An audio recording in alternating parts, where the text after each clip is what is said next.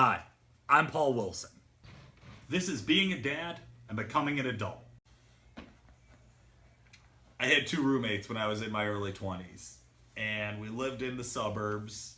We all worked different shifts, them nights and me days, and it worked out really well when we decided that we wanted to get a dog because we figured one of us would get a dog and the other two guys would help out with it.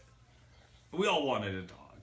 We were those type of guys, I guess. And so, me being anxious, I dragged one of my buddies to the pound about a week after we started talking about it and said, let's just go look and see what they have. So, we're kind of looking for a small dog, a lap dog or something. And didn't really want a little tiny rat purse dog, so it just didn't have anything that appealed to us on the small dog side. So we went over to the big dog side, and right on the edge was this guy, just laying there, not doing anything, just sleeping, picked up his head, barely even acknowledged us when we walked by. The next dog was shredding its blanket. I think a dog after that had shit right next to its food bowl. The dog after that, they told us, was no good with people or other animals and could only be a one-dog house with one owner and was really old.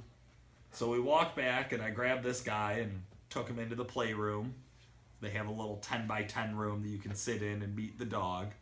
So he runs right over to the corner where the bucket is and all the toys are and digs through a couple and tosses them to the side with his teeth and then grabs his tug-of-war bone and comes and runs and brings it to us.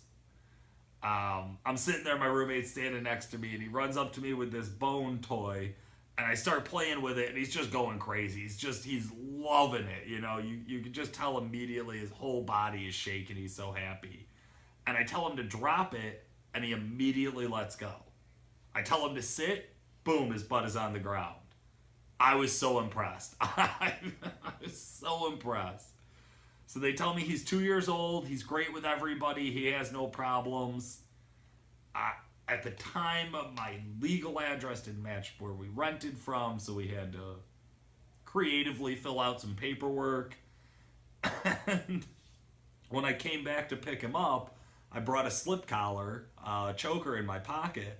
So we walked him back to the cages, and I pulled the collar out, and immediately when he heard the chains moving, he just lost it. Just total excitement. His whole body was shaking, and he was just so happy. So we take him outside, or he drags me through the lobby and gets us outside.